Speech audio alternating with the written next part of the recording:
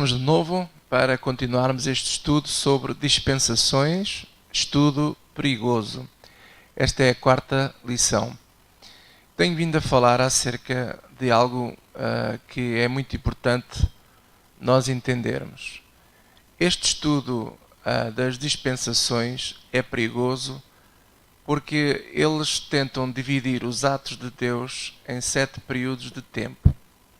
Já mencionei ao longo desta série quais são os períodos, mas o que eu quero tentar passar para vocês é que certas coisas que é ensinado nesse tipo de estudo geram doutrinas falsas. Uma delas que eu já mencionei tem a ver com a questão do tempo da graça. Deus é um Deus muito bom. Quando Jesus estava diante do jovem rico e ele disse ao jovem: "Porquê é que me perguntas? Porquê é que dizes que eu sou bom?" E Jesus diz que só há um que é bom, esse é Deus.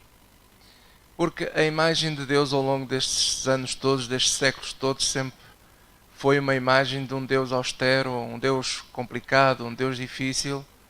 E Jesus veio mostrar a todos nós que Deus não é esse Deus difícil nem austero, mas que Deus é muito bom e que a sua graça perdura para sempre.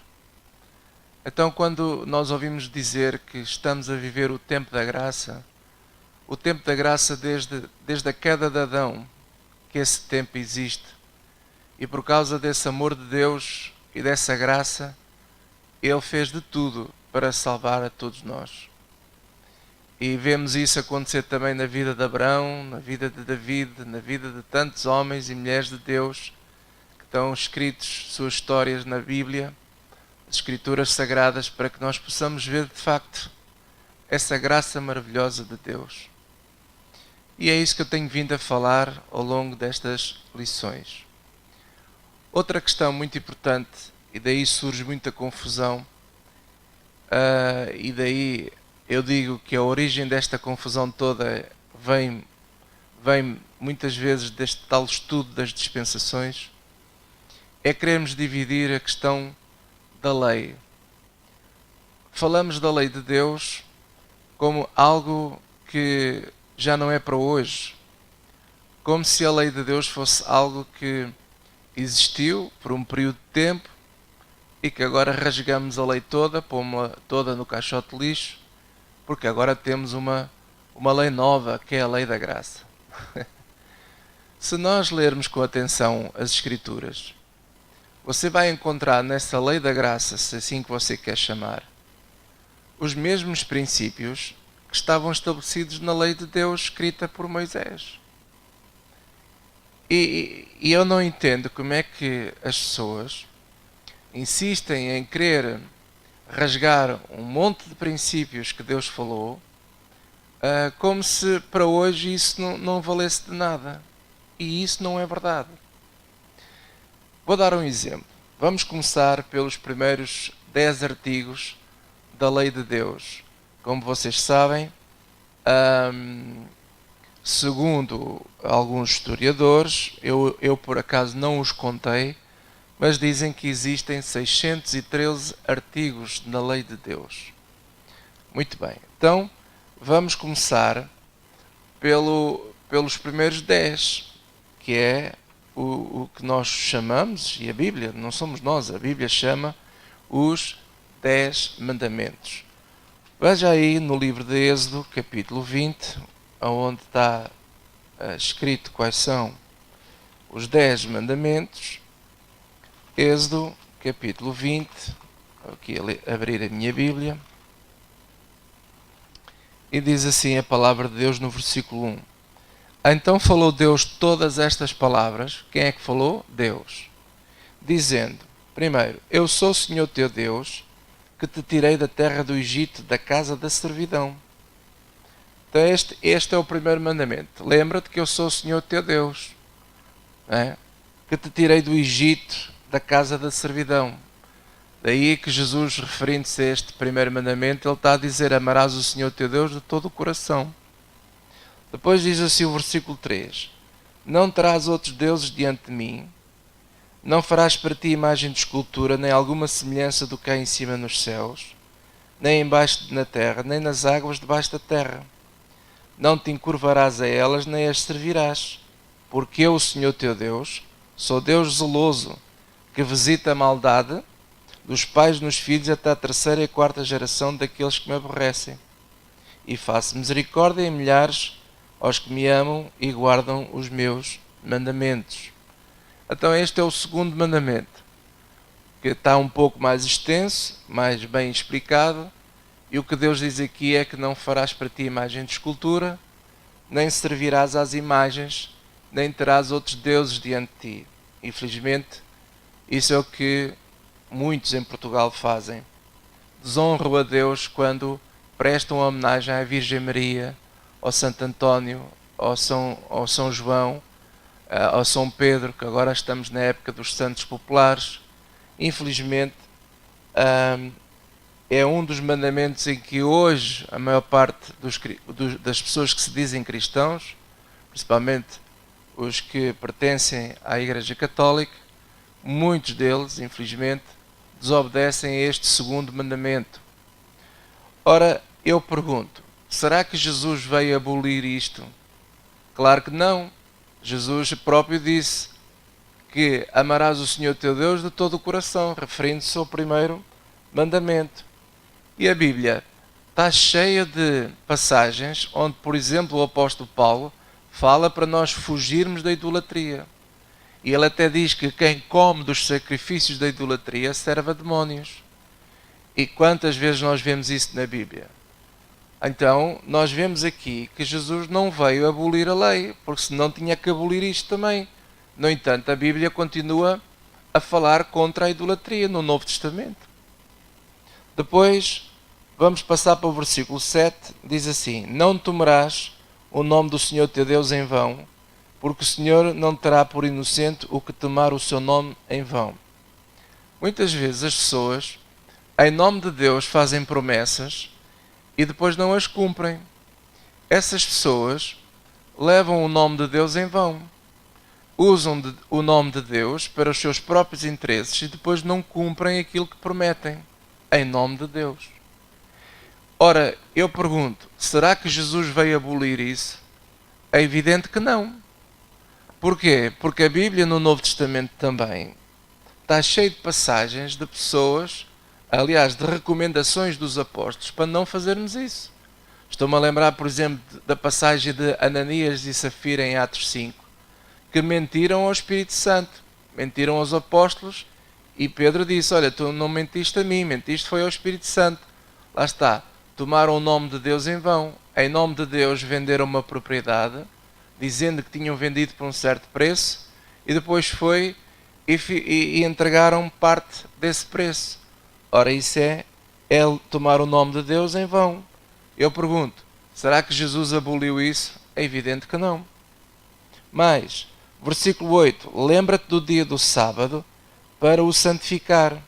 6 dias trabalharás e farás toda a tua obra, mas o 7º dia é o sábado do Senhor teu Deus. Não farás nenhuma obra, nem tu, nem o teu filho, nem tua filha, nem o teu servo, nem a tua serva, nem o teu animal, nem o teu estrangeiro, que está dentro das tuas portas. Então, aqui a Bíblia está a dizer, não é, que um outro mandamento é guardar o sábado. O sábado, que é o dia de descanso. Algumas pessoas insistem a dizer que o sábado é dia de ir à igreja. É daí que algumas pessoas dizem assim: então se é para cumprirmos a lei, temos que então ir à igreja ao sábado. E vocês fazem as reuniões ao domingo, seus malandros. Bem, quem fala assim não entende nada das Escrituras. Desculpe dizer a verdade, esta é a minha opinião, porque este mandamento do sábado não tem nada a ver com o ir à igreja. Tem a ver com muitas coisas, mas aqui, para simplificar, significa o quê? Que Deus é tão bom, é tão fantástico, que nos ama tanto, que Ele decidiu que um dia da semana seja dedicado ao nosso descanso do homem. Veja, e porquê que ele faz isso? Eu tenho para comigo, que não é que alguma coisa tenha visto na Bíblia, mas tenho para comigo que isso é muito bom para a nossa saúde. Porque Deus cuida de nós. Ele sabe como é que o nosso corpo foi formado e que precisamos de renovar energias e por aí fora. Ele também tem este mesmo princípio para as terras. Não quero dedicar agora muito tempo nisso, mas há passagens na Bíblia que Deus ordenava o povo, não é, que de tanto em tantos anos, penso que era de 7 em 7 anos, a terra tinha que descansar. Se você falar hoje com qualquer engenheiro agrónomo, vai dizer que isso é mesmo assim. A terra precisa de descansar, não pode estar sempre a produzir. Então, Deus nos criou, Ele é que sabe como é que isto funciona. Mas nós, homens, achamos sempre que nós é que sabemos tudo. Mas não é nada disso. Deus decidiu dedicar um dia que Ele determinou naquela altura que era o sábado, não é? E hoje não é fácil toda a gente usar o sábado, porque se nós vivêssemos num país em que a lei do país permitisse descansar todos os sábados, pois nós iríamos cumprir na mesma com esta passagem. Mas se possível, que é o que Deus pede, e Jesus não veio abolir isso, é que vocês, não é, nós todos, como seres humanos, possamos descansar. É importante o descanso. Agora, se uma pessoa só trabalha, ele vai roubar a saúde ao corpo dele. E chega a uma altura que é complicado. Mas agora não quero entrar por aí, mas só para dizer que Jesus não veio abolir isso. Não vejo em nenhuma parte das Escrituras que ele tivesse vindo abolir o sábado ou o dia do descanso, que o que está aqui em causa não é o dia, mas é o princípio. O princípio é que está aqui em causa. Mas, versículo 12. Honra a teu pai e a tua mãe, para que se prolonguem os teus dias na terra que o Senhor teu Deus te dá. Bem, eu também não vejo que Jesus tenha abolido isto. E porquê? Porque em Efésios, no capítulo 6, o apóstolo Paulo fala, por exemplo, que os filhos devem honrar o pai e a mãe como primeiro mandamento, para que vivas e tenhas uma longa vida. Veja, está a falar da honra. É um assunto muito sério. E ele está a dizer aqui também, honra o teu pai e a tua mãe. Porquê? Lá está outra vez. Para que se prolonguem os teus dias na terra, que o Senhor teu Deus te dá. O honrar pai e mãe dá-nos longa vida, por incrível que pareça. Se você precisa de procurar um medicamento para alargar os dias da sua vida aqui nesta terra, então o melhor medicamento que você e eu temos é honrarmos os nossos pais e as nossas mães enquanto eles forem vivos. Glória a Deus. Depois fala aqui, versículo 13. Não matarás, não adulterarás, não furtarás, não dirás falso testemunho contra o teu próximo, não cobiçarás a casa do teu próximo, não cobiçarás a mulher do teu próximo, nem a sua serva, nem o seu boi, nem o seu jumento. Está a falar do quê? Da inveja, da cobiça. Então veja, todos estes mandamentos eu pergunto, Jesus aboliu isto? É evidente que não. Porque estes mandamentos, como eu já vos referi, fazem parte daqueles artigos que têm a ver com a lei moral de Deus, que é a vontade de Deus para a nossa vida. Não só foi para a vida dos judeus, mas é para nós hoje também. E Jesus não mudou isso. A vontade de Deus continua a ser assim. Quando, por exemplo, a Bíblia fala lá para nós não andarmos nas obras da carne, o que é que você pensa que a Bíblia está a falar? Não é? Está a falar para nós fugirmos da mentira, da prostituição, da inveja, dos ciúmes, das glutonarias, das bebedices, e vai por aí fora, uma lista enorme. Lá em Efésios fala disso, e não só. Então, estes princípios da lei moral de Deus, elas não mudaram. Continuam a estar em vigor. O que Deus o que Deus fez com a vinda de Jesus Cristo foi algo fantástico. Porque a Bíblia fala, e agora podemos abrir aí salvo erro, em Romanos, capítulo 7. Veja aí, Romanos 7 fica no Novo Testamento. Versículo 12 diz assim: E assim a lei é santa e o mandamento santo, justo e bom.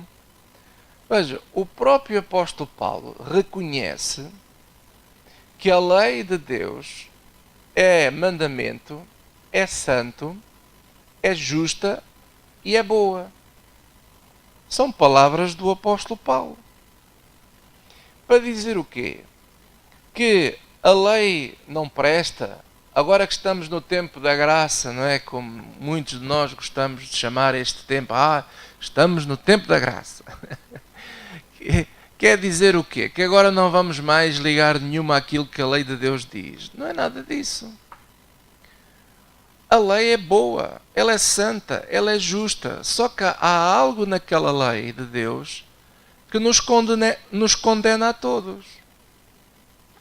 E foi isso que Jesus Cristo veio a melhorar. Não é que ele venha digamos assim, abrogar, como ele diz. Ele não veio anular, ele veio apenas melhorar aquela parte da lei, não é a lei toda, é aquela parte da lei que condenava-nos a nós ao inferno. Veja, eu vou dar um exemplo, ver se nós conseguimos perceber isto, para ajudar. A lei portuguesa tem a Constituição da República e depois tem um Código Civil, tem montes de leis. Eu penso, na minha análise, que não haverá país melhor que o nosso em termos de legislação. É muito bom. Portugal tem uma lei fantástica. O problema de Portugal é a aplicação da lei, que nem sempre é feita da melhor maneira. Mas isso já são outras conversas. Mas em Portugal, quando nós dizemos assim, vamos mudar a lei. Agora, que lei é que estamos a falar? Poderá ser a Constituição? Será que é da Constituição? Há já quem fala em querer mudar a Constituição. Ou então é a lei do quê? Do IVA? É a lei da propriedade? De que lei é que estamos a falar? É a lei do IVA. É a lei do registro de propriedade. É o que for. Ok, para cada tipo de lei, não é? O que é que acontece com o tempo? Vai havendo algumas alterações e melhorias. Normalmente, os legisladores a tendência deles, não é? E lembre-se que nós somos homens, a tendência do legislador é de melhorar a lei. Por vezes a lei é duvidosa em certos aspectos, não é clara. Então, o legislador vem clarificar. E por isso é que eu gosto muito de Jesus Cristo, porque Jesus Cristo, não é? Para além dele ser Deus, quando esteve aqui connosco, ele se fez homem, mas ele veio fazer algo fantástico. Ele veio clarificar-nos, veio mostrar que a lei, em certos aspectos, nós pensávamos uma coisa, mas Deus queria dizer outra. Só que os profetas, e muitas vezes, não só os profetas, mas no tempo de Jesus, os próprios fariseus e doutores da lei, não é? Os escribas, não sabiam aplicar a lei, não sabiam muitas vezes usá-la de forma a dar vida à lei, porque a palavra mata, mas o Espírito vivifica. E Jesus veio dar vida a essa lei. E como é que ele fez? Bem, uma coisa muito engraçada, é que eu gosto imenso, é o Sermão da Montanha, em Mateus 5, vocês podem depois ver. Mateus capítulo 5, quando Jesus está a falar no sermão das boas aventuranças, depois fala do perdão, fala fala de jejum, fala de oração, fala de amarmos o nosso inimigo e por aí fora. O que é que Jesus está a fazer neste sermão da montanha? Ele é como se fosse, digamos assim, um legislador que veio clarificar, veio explicar como é que a lei de Deus deveria ser posta em prática. Daí aquela expressão, ouviste o que foi dito, pois eu vos digo que. Por exemplo, temos essa expressão, vemos muitas vezes isso em Mateus 5, por exemplo no versículo 21. Ouviste que foi dito aos antigos, não matarás, mas qualquer que matar será réu de juízo. Eu, porém, vos digo que qualquer que sem motivo se encolerizar contra o seu irmão, será o réu de juízo. Bem, a lei diz não matarás, mas ainda digo mais. Vocês só querem pensar assim, é do matar, não é? Fisicamente. E quantas vezes nós matamos as pessoas sem ser fisicamente, com as nossas palavras, aborrecemos as pessoas, e por isso Jesus está a dizer, olha, esse que sem motivo algum se levanta contra o seu irmão, contra o seu próximo, já é réu no juízo, já está como réu. Veja, Jesus veio clarificar, quando ele, por exemplo, fala sobre o adultério, não é? Ele diz assim, vocês dizem, não é? A lei diz isto assim sobre o adultério, pois eu digo-vos que basta só vocês desejarem, nem precisam de ir para a cama com a pessoa, basta só vocês, nas vossas imaginações, desejarem aquilo que não é vosso, para cometerem já adultério. Então Jesus foi um clarificador desta lei de Deus, que ela é boa, ela é santa, ela é mandamento, mas Jesus veio melhorá-la em vários aspectos. E foi isso que Jesus fez. Ele não a mudou no sentido de pomos tudo no lixo e agora vou fazer uma coisa nova que é a graça. Não é nada disso. Não é nada disso. Jesus veio melhorá-la. Foi isso que Jesus fez. Agora, uma das coisas que eu vou terminar agora esta lição, que é a lição número 4, para explicar o seguinte. Uma das leis que foi melhorada, não é a lei do sacerdócio. Daí é que nós podemos ir a Hebreus capítulo 7. Podemos ir lá a Hebreus 7. Hebreus capítulo 7. Daí é que algumas pessoas usam este versículo para justificar que a lei mudou. Então que nós já não estamos mais da lei, debaixo da lei, mas estamos debaixo da graça. Na verdade, nós sempre estivemos debaixo da graça desde Adão. Só que as pessoas, pronto, enfim, lá está, como usam este estudo das dispensações e começam a dividir o tempo em períodos, é tempo para isto, é tempo para aquilo, agora já não é tempo disto, agora é tempo daquilo, é uma grande confusão, fazem uma salada russa. Mas o tempo da graça sempre existiu, como eu já vos disse. Então, Hebreus 7, versículo 12 diz assim, porque mudando-se o sacerdócio, necessariamente se faz também mudança da lei. E o que é que as pessoas pensam aqui? Bem, então a lei mudou. Não é a lei que mudou, porque a lei é santa, como disse Paulo, é justa, é mandamento e é boa. Só que a lei nos condenava. Há uma parte da lei que nos condenava. E condenava-nos porquê? Por causa dos nossos pecados. Agora veja o seguinte. No tempo de Moisés, vamos falar do tempo de Moisés, quando a lei foi escrita e foi colocada em vigor. A lei, quando eu digo lei, estou a falar da lei toda. Os tais 613 artigos. Nesse tempo, eu pergunto a vocês, Deus não esteve com o povo e não andou no meio do povo? Andou. Diz a Bíblia que quando Deus deu instruções a Moisés para construir o tabernáculo, não é? Diz que se via à noite uma coluna de fogo que pairava ali naquela região do tabernáculo, mais propriamente no Santo dos Santos, sobre aquela área, e de dia era uma nuvem espessa, não é? E que quando a nuvem se levantava, o povo se levantava, se preparava, e a nuvem começava a andar e o povo caminhava atrás da nuvem. À noite transformava-se numa coluna de fogo. Quando a nuvem ou a coluna de fogo baixava, então todo o mundo sabia que era para parar, descansar, e montavam outra vez as tendas todas, à volta ali do tabernáculo. Deus andava no meio do seu povo. Agora a questão é o seguinte: Deus é santo ou não é? Claro que Deus é santo. Mas nós homens não. A própria lei já diz que não. Porque todos nós falhamos, não há nenhum justo.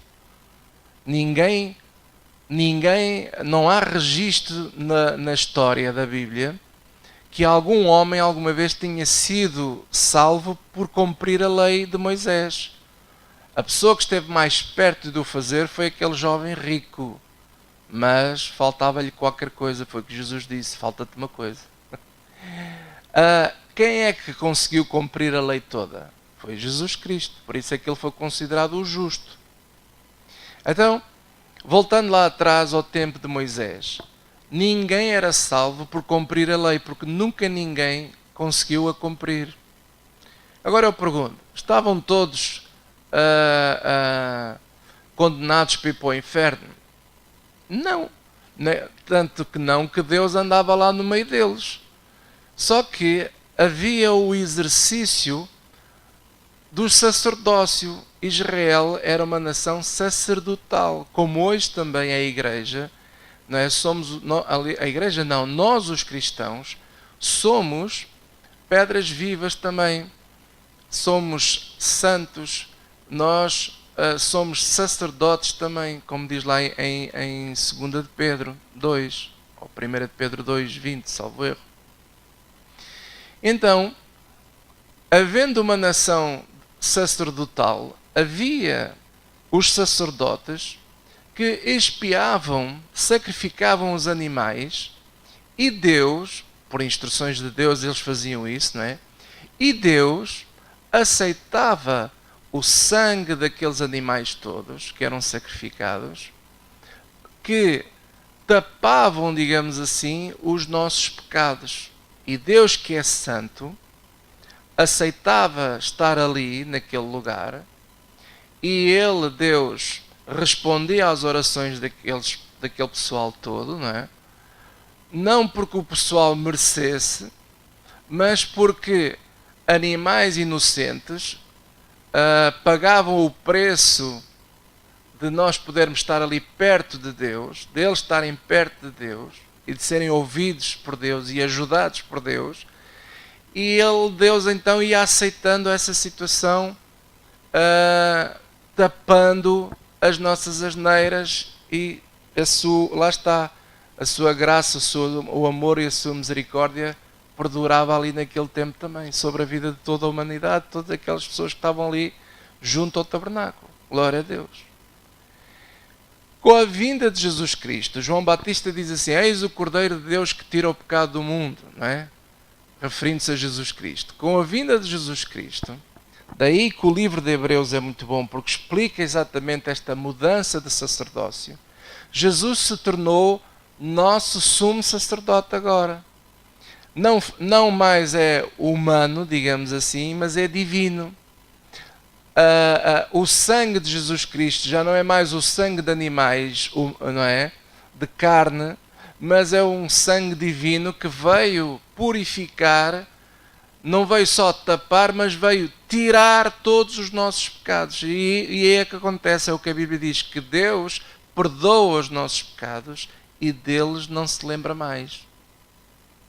E aí acontece uma coisa linda.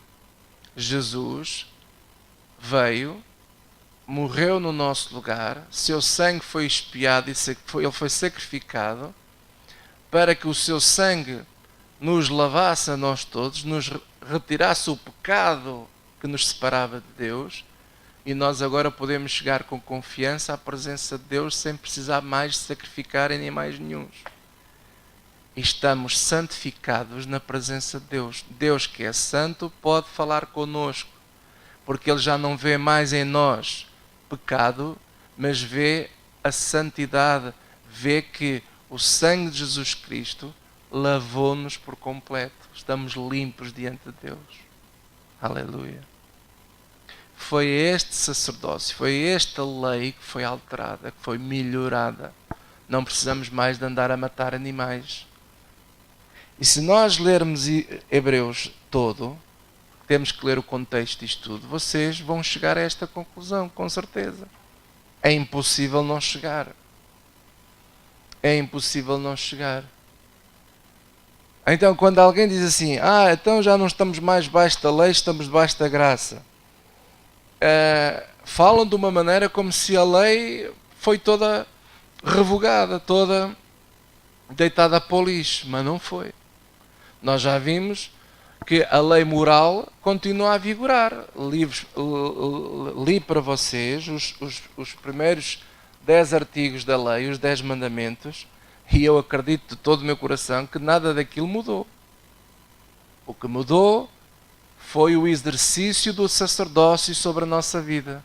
O que mudou foi que os nossos pecados já não estão mais tapados, agora foram perdoados e retirados da presença de Deus. Por isso é que você e eu podemos chegar a Deus com confiança, porque sabemos que seremos ouvidos, porque Deus é muito bom.